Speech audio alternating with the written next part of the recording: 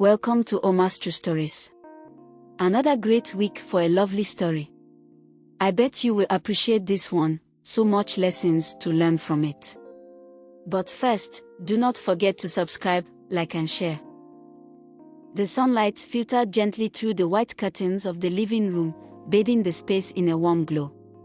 Kenechukwu, a tall and strikingly handsome man with deep brown eyes, sat cross-legged on the carpeted floor, helping his 5-year-old daughter, Ebra, color her picture book. Beside him, his 3-year-old son, Ifechi, tried to stack wooden blocks into a wobbly tower, while the youngest, 2-year-old Hugo, waddled around clutching a stuffed elephant. Laughter echoed through the house as Adogo, their mother, peeked from the kitchen doorway, a playful smirk on her beautiful face. Adogo, despite the early signs of fatigue on her usually radiant skin, still had an aura of elegance. Her black curls framed her heart-shaped face, and her laughter was infectious. Pamela, their trusted nanny, stood beside her, chopping vegetables for the evening meal. "Keen," Adogo called softly, her tone teasing, "You're spoiling them. If Ebra keeps using all the crayons in one day, there'll be none left for tomorrow." Kenechukwu looked up, flashing a smile that could light up a room. "Let them enjoy," he replied, pulling Ebra into a playful hug. "Childhood is for moments like this." Adogo shook her head, her smirk softening into a tender gaze. In her eyes, he was the perfect husband and father. Pamela, observing the family's dynamic, smiled quietly as she prepared the dinner. That evening, as they sat down for dinner, Adogo's energy began to wane. She picked at her food, her usual enthusiasm replaced with a noticeable quietness. Kenechukwu's eyes flickered with concern, but he didn't press her. They shared a knowing glance, a silent conversation between two people deeply in love. After the children were put to bed, Kenechukwu found Adogo sitting on their balcony, gazing at the night sky. He approached her, wrapping his arms around her shoulders.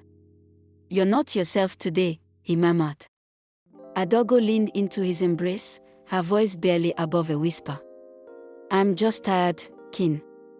It's nothing." But deep down, she knew it was something more. Adogo's fatigue turned from an occasional weariness into a daily battle. Within weeks, the vibrant woman who once filled their home with laughter seemed to fade. Kenechukwu noticed how she struggled to keep up with the children, her energy drained after the simplest tasks.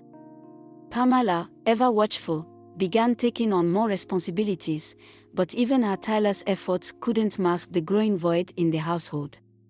One morning, Kenechukwu found Adogo sitting at the edge of their bed, clutching her head. "The headaches won't stop," she admitted, tears streaming down her face. Alarmed, Kenechukwu knelt before her, gripping her hands tightly. "We are going to the hospital," he said firmly. Her protests were weak, her strength almost entirely sapped. The hospital became their second home over the following weeks. Test after test yielded vague results, frustrating Kenechukwu and terrifying Adogo. Eventually, the diagnosis came: Adogo had an aggressive illness, one that required immediate and intense treatment. Kenechukwu fought to stay strong, but the sight of her trembling hands and fearful eyes broke him. The treatment began, bringing with it harsh side effects. Adogo lost weight rapidly, her once smooth skin now pale and dry. The curls that framed her face began to thin, falling in clumps until there was nothing left. "I wear a wig," she told Kenechukwu, her voice trembling as she stared at her reflection. But when he gently touched her bare scalp, his voice was steady. "You don't need to hide from me. You're beautiful, Adogo, no matter what." Despite his reassurance, the illness gnawed away at Adogo's confidence. She stopped stepping out of the house unless absolutely necessary, her bald head now a symbol of her fight and her vulnerability. Kenechukwu, meanwhile, juggled the roles of caregiver, father, and husband. Late at night, after Adogo had finally fallen asleep, he would sit in the living room, staring blankly at the family photos on the wall, wondering how life had unraveled so quickly. Pamela stepped in whenever she could, caring for the children as Kenechukwu spent his days at the hospital with Adogo. The children were too young to fully understand what was happening. "Why doesn't Mama play with us anymore?" Ebra asked one afternoon. Pamela's heart ached as she searched for words that wouldn't frighten the child. "Mama is resting so she can get better," she replied, her voice gentle but unconvincing. The days turned into months, and the once lively home grew quieter. Kenechukwu clung to hope, convincing himself that the treatment would work, that Adogo would return to her vibrant self. But deep down, the reality gnawed at him. Adogo's condition was worsening, and he could see the light fading from her eyes. In the beginning, Pamela had been a blessing to the family, a nanny who loved the children as if they were her own. She was patient, kind, and dependable, filling in the gaps when Kenechukwu and Adogo needed support. But after Adogo's illness took a turn for the worse, something changed in Pamela. The bright, nurturing woman slowly gave way to someone cold and distant. Pamela's duties became burdensome to her, and she began taking out her frustrations on the children. Ebra, who once adored Pamela, now flinched when she entered the room. "Why is Pamela so angry?" she asked her father one evening, but Kenechukwu, too preoccupied with Adogo's deteriorating condition, brushed it off. "She's just tired, my love," he assured her, though the doubt lingered in his mind. Pamela's maltreatment started subtly. She would yell at the children for the smallest mistakes, spilling water, laughing too loudly, or leaving toys scattered on the floor. Gradually, it escalated. Ifechi, the 3-year-old, was once her favorite, but now he bore the brunt of her anger. A misplaced block would earn him a sharp slap, and her harsh words often left him in tears. The once cheerful home became filled with tension whenever Pamela was around. Hugo, the youngest, stopped playing as freely, his bubbly personality dulled by Pamela's outbursts. Kenechukwu began to notice the changes in his children, their quietness, their reluctance to be around Pamela, but his mind was too consumed by Adogo's illness to fully address it. One afternoon, Pamela's frustration boiled over when Ebra accidentally spilled her juice on the carpet. Pamela grabbed the child's arm roughly, her voice rising to an angry shout. "Can't you do anything right?" she snapped. Ebra cried out, her tiny voice trembling, "I'm sorry, Pamela." But instead of calming down, Pamela stormed off, leaving the child sobbing on the floor. That evening, Kenechukwu returned from the hospital to find Ebra sitting in a corner, clutching her knees, her tear-streaked face buried in her arms. When he asked what happened, she hesitated, afraid to speak. Pamela stood in the background, her face expressionless, offering no explanation. Kenechukwu's suspicion grew, but he said nothing, choosing instead to comfort his daughter. Days turned into weeks, and Pamela's behavior only worsened. The children began avoiding her, sticking close to their father whenever he was home. Ebra started waking up with nightmares, and Ifechi developed a stutter from the constant fear. Hugo, too young to understand fully, simply cried whenever Pamela came near. Pamela's transformation into a tyrant created an atmosphere of dread in the home, but Kenechukwu was blind to its full extent. His focus remained on Adogo, whose health continued to decline, leaving the children in Pamela's cruel care. The once loyal and loving nanny had become a shadow of her former self, her bitterness seeping into every corner of the household. Adogo's illness reached its peak, and with it came an overwhelming sense of despair that permeated the household. Kenechukwu spent more time at the hospital, often sleeping in the chair beside her bed, holding her frail hand as she drifted in and out of consciousness. At home, Pamela's unchecked behavior worsened, and the children grew increasingly withdrawn. One cold evening, Kenechukwu returned from the hospital looking exhausted. His shirt was wrinkled, and his face bore the weight of sleepless nights. As he stepped into the house, he heard a muffled cry coming from the children's room. Rushing upstairs, He found Ebra cradling Hugo in her small arms while Ifechi sat in a corner, his face streaked with tears. What happened? Kenechukwu demanded, his voice shaking. Ebra hesitated before whispering, Pamela hit Hugo because he wet himself. Kenechukwu's heart clenched as he looked at his youngest, a red mark visible on his tiny arm. He turned to Pamela, who stood at the doorway, her arms crossed defensively. What is this? He asked, his voice trembling with anger. Pamela glared back at him, her tone sharp. I've been doing everything for this family while you've been at the hospital every day. I'm tired, Kenechukwu. These children don't listen, and I can't do it all. Her words cut through the air like a blade, and for a moment, Kenechukwu was stunned into silence. He clenched his fist, trying to control his temper. They're just children, Pamela, he said, his voice low but firm. You're here to care for them, not hurt them. Pamela scoffed, shaking her head. Maybe you should care for them yourself, then, she snapped before storming out of the room. The children huddled together, their small faces etched with fear. Kenechukwu knelt down and hugged them tightly, his heart breaking at the realization of how much they had endured in his absence. I'm so sorry, he whispered, tears streaming down his face. I'll fix this. I promise. That night, Kenechukwu sat in the darkened living room, his head in his hands. Adogo's condition was slipping further from hope, and now Pamela, the one person he relied on to hold the home together, had become a source of pain for his children. He knew something had to change, but with Adogo's life hanging in the balance, he felt utterly powerless. Pamela, meanwhile, retreated to her room, muttering under her breath. She felt underappreciated and overwhelmed, but deep down, she knew her actions were wrong. Still, the weight of the family's struggles had hardened her heart, leaving her too angry to reflect on the harm she was causing. As the household fractured under the weight of illness and resentment, Kenechukwu resolved to find a way to shield his children from further harm. He couldn't lose them, not while he was already losing their mother.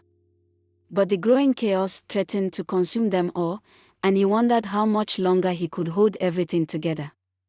The inevitable day arrived, cloaked in a heavy stillness that hung over the hospital room. Adogo's frail body lay on the bed, her breath shallow and labored. Kenechukwu sat by her side, his hand enveloping hers, his thumb tracing gentle circles over her fragile fingers. Despite the tubes and machines surrounding her, her gaze found his, soft yet filled with sorrow. The children were at home, unaware of the gravity of their mother's condition. Pamela had reluctantly agreed to stay with them, though her resentment lingered in the air. Kenechukwu had wrestled with the decision to bring the children to the hospital, but he couldn't bear for them to see their mother like this. Kin, Adogo whispered, her voice barely audible. He leaned in closer, tears pooling in his eyes. I'm sorry, she said, her lips trembling. For leaving you, for leaving them. Her words were interrupted by a fit of coughing, and Kenechukwu quickly reached for a glass of water to soothe him. Don't apologize, he said, his voice thick with emotion. You fought so hard, Adogo. You've given us everything. I just wish, his words caught in his throat, unable to express the anguish threatening to consume him. Adogo's trembling hand reached for his face, her touch as light as a feather. Promise me, she said, her eyes locking onto his. Promise me you'll take care of them. Love them for both of us. Kenechukwu nodded, tears streaming down his cheeks. I promise, he choked out, though his heart shattered under the weight of her request. The room grew quieter as Adogo's breathing slowed. Kenechukwu held her hand tightly, refusing to let go even as her grip weakened. A single tear escaped from the corner of her eye as she took her final breath, her lips parting in a faint smile. The machines beeped one last time before falling silent. Kenechukwu sat motionless, his entire world crumbling around him. The woman who had been his partner, his anchor, and his light was gone. For a moment, he couldn't breathe, the pain too immense to bear. The nurses entered the room, their soft voices offering condolences, but Kenechukwu barely heard them. He stayed by her side for hours, his hand still clasped around hers. When he finally stood to leave, his legs felt like lead. As he walked out of the hospital and into the night, the reality of what awaited him at home, 3 children who would ask where their mother was, felt like a weight he could never carry. At home, the children were asleep, their innocent faces untroubled by the loss that would soon change their lives forever. Pamela sat on the couch, her expression unreadable.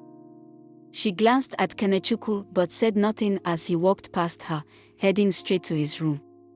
Alone in the darkness, he crumbled to the floor, his sobs muffled by the walls that once echoed with Adogo's laughter.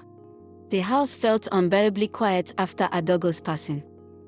The absence of her laughter, her gentle voice, and her warm presence created an aching void that seemed impossible to fill. Kenechukwu wandered through the house aimlessly, his heart heavy as he caught glimpses of her everywhere, in the framed photos on the walls, in the soft scent of her perfume lingering in the air, and in the children's innocent questions. "Where's Mama?" Ebra asked one morning, her wide, curious eyes searching Kenechukwu's face. He froze, the lump in his throat too large to swallow. Pamela, standing in the kitchen, turned her back, unwilling to get involved. "Mama had to go to heaven," Kenechukwu finally managed to say, his voice cracking. Ebra's lips quivered as tears welled up in her eyes. "Will she come back?" she whispered. Kenechukwu shook his head, pulling her into a tight embrace. "No, my love. But she's watching over us now." The days bled into each other as Kenechukwu tried to adjust to life as a single parent. Pamela's behavior became increasingly indifferent, and her neglect of the children grew harder to ignore.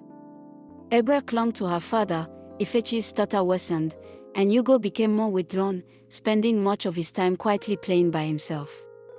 One evening, Kenechukwu returned home to find the children in chaos. Hugo's diaper was unchanged, Ifechi was crying from a scraped knee, and Ebra was struggling to calm them both. Pamela sat in the living room, scrolling on her phone, completely oblivious. "What is going on here?" Kenechukwu demanded, his voice filled with anger. Pamela barely looked up. "They are fine," she said dismissively. Kenechukwu's anger boiled over. "You were supposed to be watching them.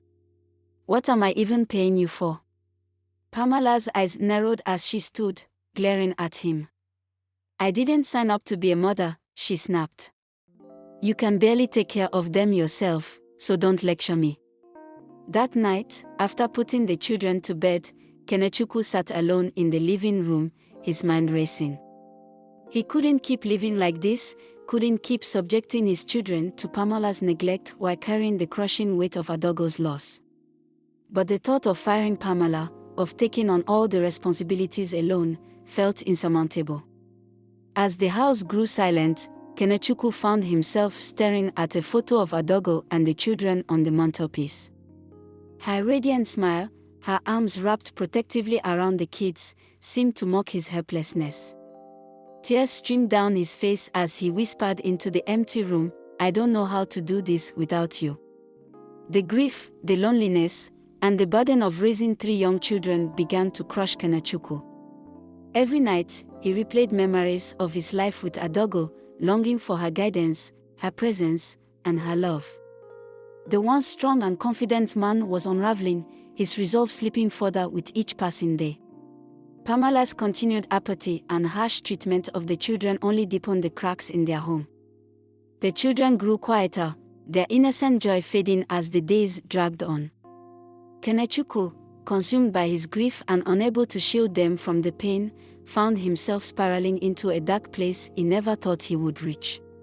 Weeks after Adogo's burial, Kenechukwu's friends began to rally around him, hoping to pull him out of the crushing grief that had consumed him. They visited the house often, bringing food, gifts for the children, and stories meant to lighten the mood. But Kenechukwu barely responded, his mind drifting even in their presence. One afternoon, His closest friend, Emeka, arrived with two others, Namdi and Chuka. "Kin, you've been locked up in this house for too long," Emeka said firmly, placing a hand on his shoulder. "We are taking you out today. Just for a drink or two. You need fresh air." At first, Kenechukwu resisted, but after much persuasion, he reluctantly agreed. They drove to a quiet lounge on the outskirts of town, far from the familiar streets that reminded Kenechukwu of Adogo. The men ordered drinks, laughing and joking in an effort to distract him. Emeka raised a glass. "To new beginnings," he said, trying to infuse the toast with optimism. Kenechukwu stared at his untouched glass, the words feeling like a betrayal of his love for Adogo. As the evening wore on, the conversation shifted. "Kin, you can't do this alone," Namdi said cautiously. "You have 3 small children to think about. Have you thought about meeting someone new? Someone who can help you take care of the kids?" Kenechukwu's jaw tightened, and he shook his head. "I'm not interested," he replied curtly. Chuka leaned forward, his tone softer. "We are not saying to replace Adogo, Kin. No one can. But you need help. You can't raise those kids on your own, and Pamela isn't doing her job." Emeka, sensing his friend's discomfort, tried a different approach. "There's someone I know," he said carefully. "A widow, like you. She's kind, great with children, and understands loss. Just think about it. You don't have to decide now." Kenechukwu's eyes burned with unshed tears as he looked at his friends. "I loved Adogo," he said quietly, his voice trembling. "She wasn't just my wife, she was my everything. I can't even imagine letting someone else into my life, let alone into my children's lives." His words hung heavy in the air, silencing the group. The night ended with the men dropping Kenechukwu back at home. As he stepped inside, the familiar emptiness of the house greeted him. He checked on the children, who were asleep in their beds, their innocent faces a reminder of the love he and Adogo had shared. Sitting alone in the living room, he whispered to himself, "How can I move on when she's still everywhere?" Despite his friend's good intentions, Kenechukwu remained resolute. His loyalty to Adogo, even in death, was unshakable. The thought of another woman in her place felt like a betrayal he could never commit. Yet the weight of his grief and the burden of raising his children alone continued to pull him deeper into despair, a battle he fought silently and alone.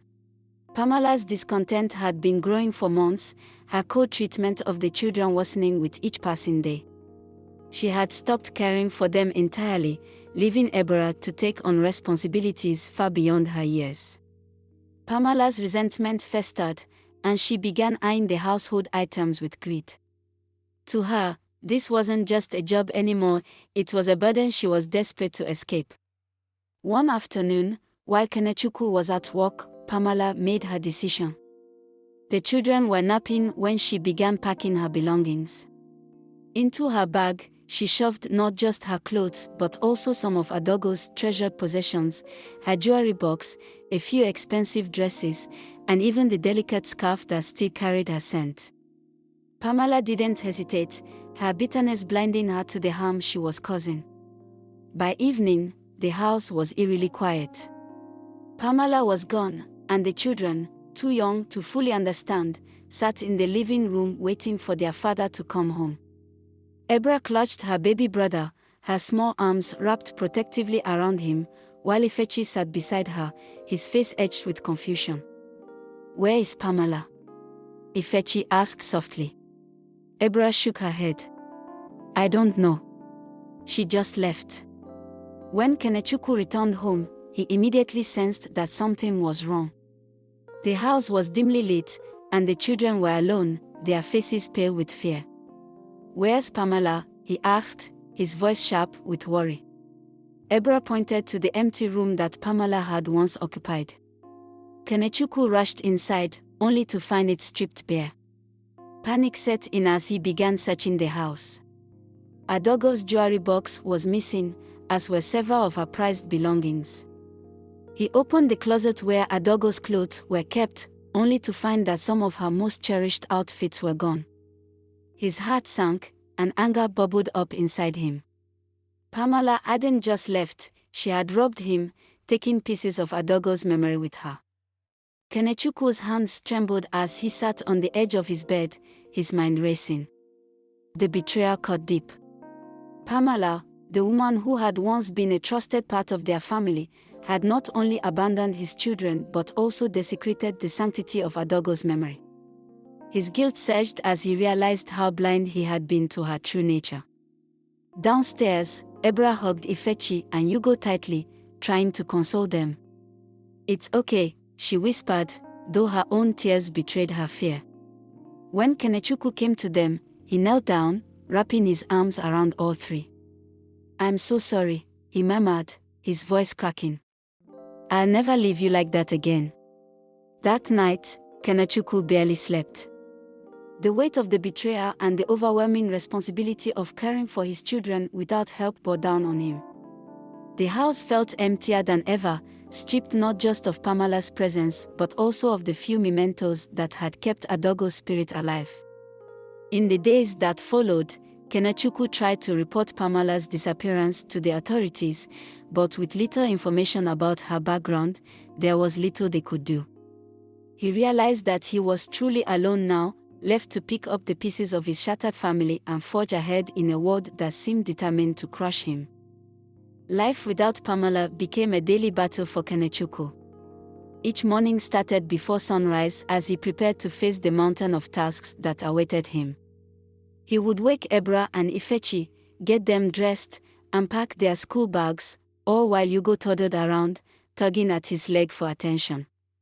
Exhaustion was his constant companion, but he pressed on, determined to keep his promise to Adogo. Breakfast was always chaotic. Kenechukwu, juggling a frying pan in one hand and a bottle of milk in the other, struggled to keep the children seated at the table. Ifechi spilled his juice, Hugo cried for more cereal, and Ebra complained about her shoes being too tight. One thing at a time, Kenechukwu muttered under his breath, wiping his brow as the morning chaos consumed him. Once Ebra and Ifechi were ready for school, Kenechukwu walked them to the bus stop, holding Hugo on his hip. The neighbors watched him with a mix of pity and admiration, whispering among themselves about the single father who seemed to be drowning under the weight of his responsibilities. After the school drop-off, the day didn't get any easier. At home, Hugo clung to Kenechukwu constantly, refusing to let him out of sight.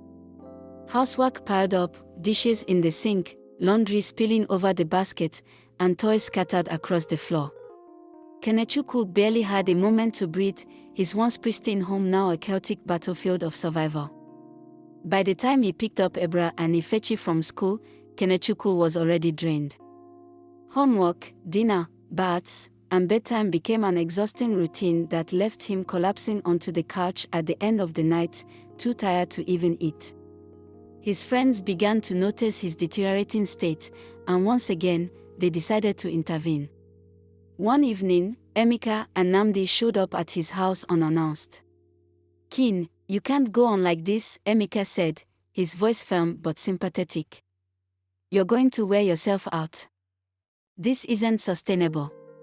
Kenechukwu sighed, running a hand through his hair. "What choice do I have? They are my children. I can't abandon them." "That's not what we're saying," Nnamdi interjected. "But you need help, real help. Let us introduce you to this woman we've been telling you about. She's kind, understanding, and great with kids. She could be exactly what you need." Kenechukwu frowned, his heart heavy with guilt. The idea of bringing another woman into his life felt like a betrayal of Adogo. "I can't do that," he said, shaking his head. "Adogo trusted me to take care of them. How can I replace her?" Emeka placed a reassuring hand on Kenechukwu's shoulder. "You're not replacing her, Kin. No one can. But you're human. You can't do this alone, and the kids need someone who can give them the care and attention they deserve." Think about them, not just yourself. The words struck a chord, and Kenechukwu fell silent. He looked at his children, who were playing quietly in the corner, their small faces filled with innocence and hope. For the first time, he considered the possibility that accepting help didn't mean failing Adogo. But even as he nodded reluctantly, agreeing to meet the woman, a part of him felt the weight of his decision pressing heavily on his heart. After weeks of struggling alone, Kenechukwu reluctantly hired a new nanny. Her name was Golden, a young woman with an approachable smile and a soft-spoken demeanor that made her seem perfect for the job. At first, she was everything Kenechukwu hoped for: efficient, gentle with the children, and respectful. She arrived early each day and left in the evening, giving him the help he desperately needed without becoming too intrusive. The first few weeks were a relief for Kenechukwu. Golden kept the house in order and the children cared for, and her presence allowed him to focus on his work and even catch his breath in the evenings. But over time, her professional facade began to shift. She lingered after hours, finding excuses to stay longer and inserting herself into conversations that felt increasingly personal. Golden's subtle advances became more pronounced. She complimented Kenechukwu excessively, touched his arm while speaking, and even cooked meals specifically for him. Kenechukwu, still mourning Adogo and focused on his children, remained polite but distant.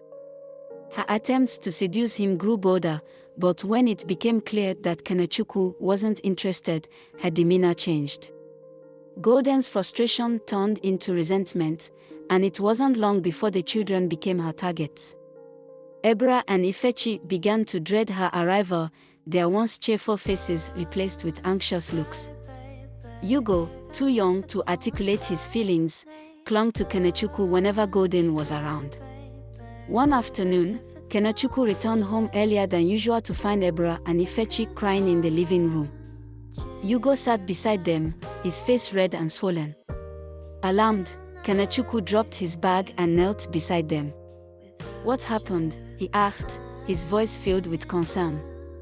Ebra hesitated before whispering, "Golden hit Yugo and yelled at us." Kenechukwu's heart sank. He had placed his trust in Golden, hoping she would provide the stability his children needed. Furious, he confronted her in the kitchen. "Golden, what is the meaning of this? Why would you hurt my children?" She turned to him, her face twisted with anger. "Don't act like a saint," she snapped. "You've been treating me like a servant since day one. I'm done with this nonsense." Golden stormed off, throwing her belongings into a bag. "You can figure it out on your own," she shouted as she walked out of the house, slamming the door behind her. Kenechukwu stood in stunned silence, the weight of her betrayal crashing down on him. His children clung to him, their tears soaking his shirt as he promised to never let them be hurt again. Desperate for help, Kenechukwu hired 3 more nannies in the months that followed. Each seemed promising at first, but none lasted. One was too careless, losing track of Yugo at the park. Another was cruel, yelling at the children for minor mistakes. The third simply left without notice, leaving Kenechukwu to pick up the pieces each time. The repeated failures left Kenechukwu drained and hopeless. No matter how hard he tried, it seemed impossible to find someone who could truly care for his children. The thought of accepting his friend's advice began to resurface, haunting him late at night. One evening, as the children slept, Kenechukwu sat alone at the dining table, staring at his phone. Emeka's words echoed in his mind, "You're not replacing Adogo. You're finding help for you and your kids." With a deep sigh, he dialed Emeka's number. "I'll meet her," he said quietly, his voice heavy with reluctance. "But I'm not making any promises." The meeting was awkward at first. Kenechukwu sat stiffly in the cafe, his hands clasped around his coffee cup, while Amora, a soft-spoken woman with kind eyes, smiled warmly at him. She was everything his friends had described: gentle, understanding, and patient. Their initial conversation was polite but cautious, each testing the waters. By the end of the evening, Kenechukwu found himself agreeing to see her again, a decision that felt like a tentative step towards something unfamiliar yet comforting. Over the next few weeks, Kenechukwu and Amora began spending more time together. What started as casual outings turned into long, heartfelt conversations about their lives, their losses, and their hopes for the future. Amora revealed that she had lost her husband 3 years earlier, a shared pain that forged an unspoken bond between them. For the first time in years, Kenechukwu felt like he could breathe again. Amora didn't just show interest in Kenechukwu, she embraced his children with open arms. On her first visit to the house, she brought books for Ebra, a toy car for Ifechi, and a stuffed rabbit for Yugo. The children were hesitant at first, but Amora's gentle nature soon won them over. Within days, Ebra was holding her hand, Ifechi was asking her to read bedtime stories, and Yugo, usually shy, giggled whenever she tickled his belly. The first 4 months of their relationship felt like a dream. Kenechukwu, once consumed by grief and despair, now found himself smiling more, laughing at Amora's jokes, and looking forward to each new day. Amora brought a sense of warmth and stability to the home, and her kindness toward the children melted his heart. One evening, as Kenechukwu tucked Ebra into bed, she looked up at him with wide, innocent eyes. "Daddy," she said softly, "I love Amora. She makes us happy, just like Mama used to." Kenechukwu's throat tightened, and he fought back tears. He kissed her forehead and whispered, "I'm glad you feel that way, my love." For the first time in 3 years, Kenechukwu felt a sense of relief. Life, which had been an unending struggle since Adogo's death, finally seemed manageable. Amora's presence had breathed new life into the household, and the children, once weighed down by sorrow, now smiled and laughed again. Kenechukwu himself began to change. The man who had once dreaded each morning now looked forward to the future. He started taking better care of himself, joining the children in their playtime and even rekindling his love for cooking. Amora's influence was undeniable, she brought light to every corner of his life. Their bond deepened with each passing day, and Kenechukwu found himself falling for Amora in ways he hadn't thought possible. She didn't replace Adogo, but she brought something new and equally valuable, a sense of hope. For the first time, Kenechukwu felt he could live again, not just for himself, but for his children and the love that was beginning to blossom anew. The days rolled into months, and life seemed to settle into a rhythm for Kenechukwu and Amora. The children adored her, and Kenechukwu felt his heart opening in ways he hadn't thought possible. However, their seemingly perfect relationship was tested when Amora dropped a bombshell one evening.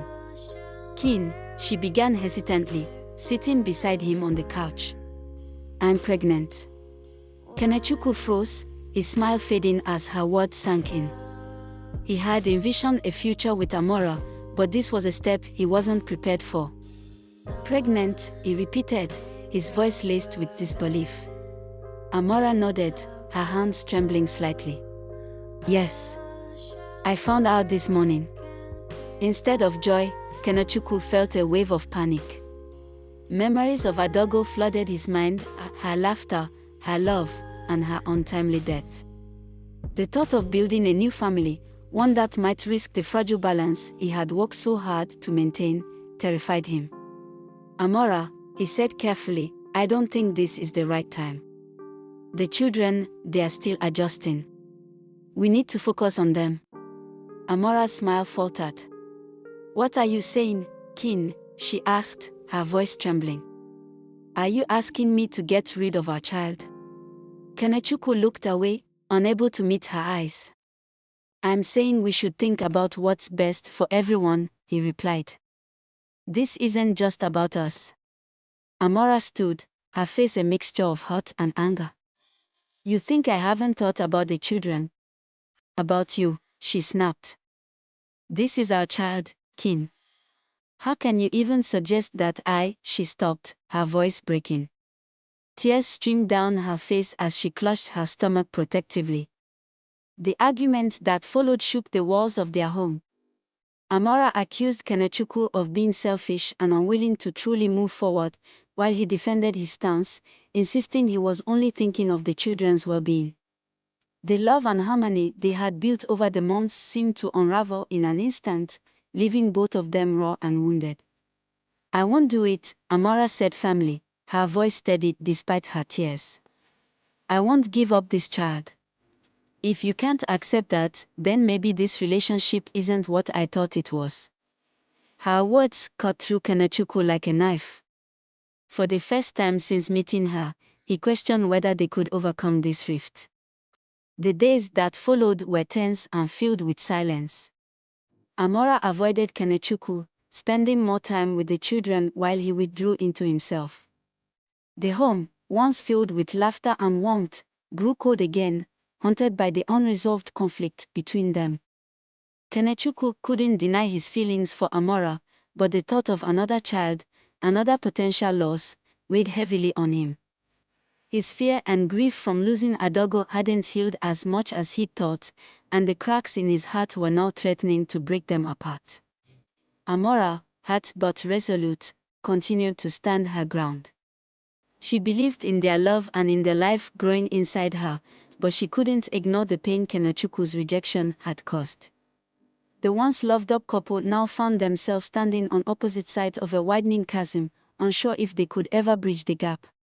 Oh my goodness, this story I've barely just started.